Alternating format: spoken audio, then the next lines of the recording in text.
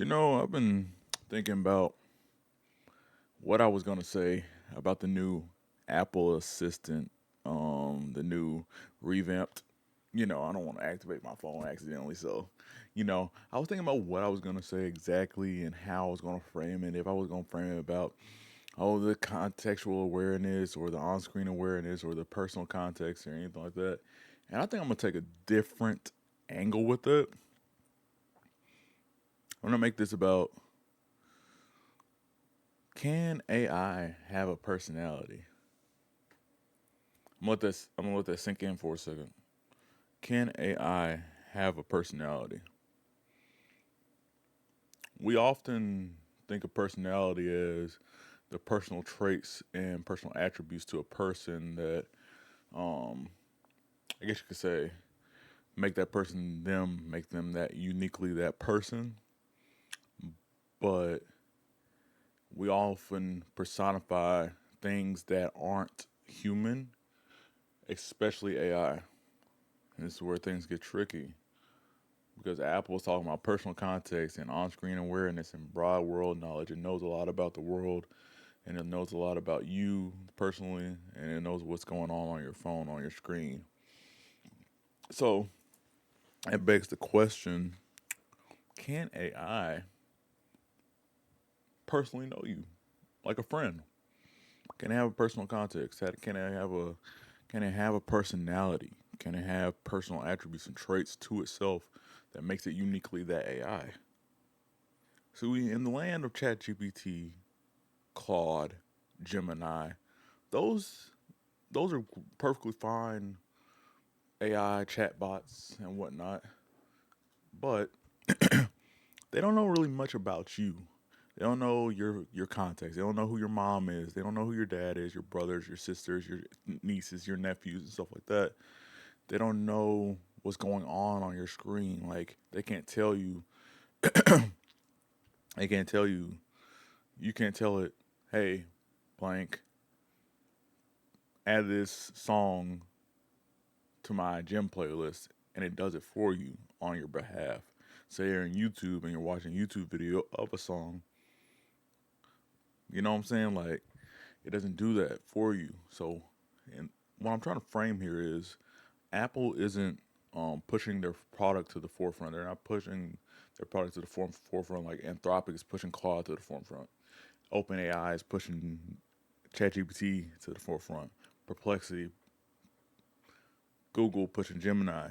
They're they're not positioning their products first. They're pushing you as the focal point.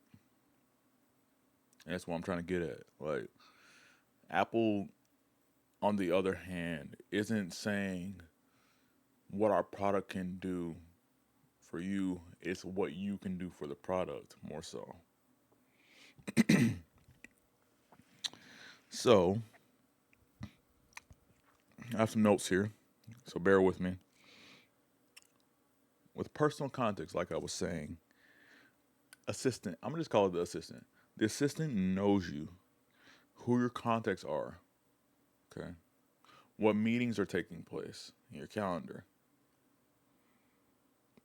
and how different time blocks conflict with each other. So say someone texts you, "Are you free at 2 p.m.?" And then the system will generate a reply based on that. It'll sift through your calendar. It knows the on-screen awareness. You don't even have to activate it. It knows the on-screen what 2 p.m. means in your calendar, in your text messages, in your email, all that stuff. It'll sift through all that. It'll index.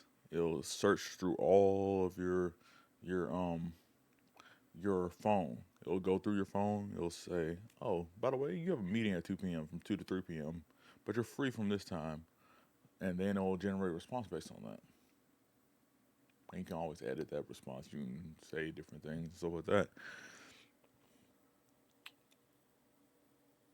So, like I said, you can say, "Hey, assistant, add this song to my gym playlist," and it'll add it to your gym playlist based on the parameters you've set up in your gym playlist. Say your gym playlist isn't called gym.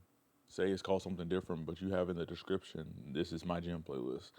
Bam.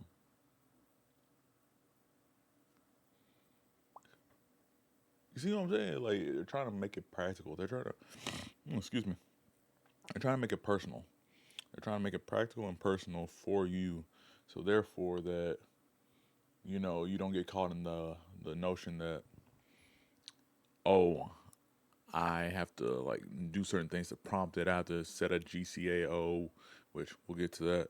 I have to do all these different things to prompt it. It just works off the natural tone of my voice, and it works off of the personally knowing what's going on in my phone and in my context. Um,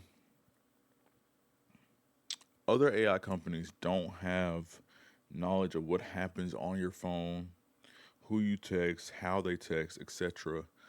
An assistant is a personal assistant that finally feels personal. Is what I say here in my notes. A lot of the time you'll get into Claude and you'll get into Cowork and you'll get into these different chat bots and stuff like that. You'll prompt it and you'll give it its parameters and stuff like that. But the assistant is the only one that really knows who is in your phone and what's going on in your phone, and those kind of intertwine with each other.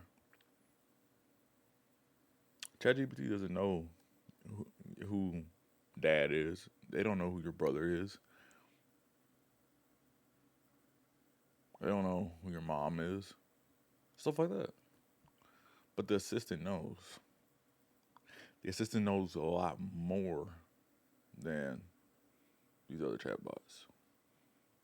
Unless you give these other chatbots more information, which that information goes straight to Anthropic servers, goes straight to OpenAI servers, goes straight to Google servers, goes straight to Perplexity servers, Grok, etc., etc. With Apple's Assistant, it doesn't go to the cloud unless it has to. Most of this stuff is performed on device, such as the on-screen awareness, the personal context, the broad world knowledge. It's all performed on device. If it has to go to the cloud, it goes to their private cloud compute, which is locked. It's locked and secure. So you don't have to worry about your data leaking or data getting out or anything like that. It just works. Just works. And to drive it home, let's get it. Apple is putting the power back in the hands of the users. If there was a time to trust AI and AI companies, Apple is giving you the tools to trust them. In the land of privacy and security, Apple is the only company proven time and time again to lean on that promise. Apple's always preaching privacy and security, and you don't hear a lot about Apple data breaches or anything like that. You don't hear a lot about your information getting leaked by Apple and stuff like that. You don't hear a lot of that, and I think that's really important in this day and age, especially with AI and how rampant AI is getting with agentic AI and stuff like that. And yeah, it's just very different times. AI wasn't like we talked about machine learning. We talked about we've heard AI like for years, many years. We've heard thinking systems, things that automate on their own. But I mean, AI is this big boom of AI is really new. It's really fresh. So thanks for coming to my TED Talk. I'll see you guys on the stream and in the next video. Twitch.tv/halftankcobe. That is TWITCH back dot TV backslash HAF well, HALFTANKCOBE, and the link will be in the description down below alongside my other social media links. Biz out.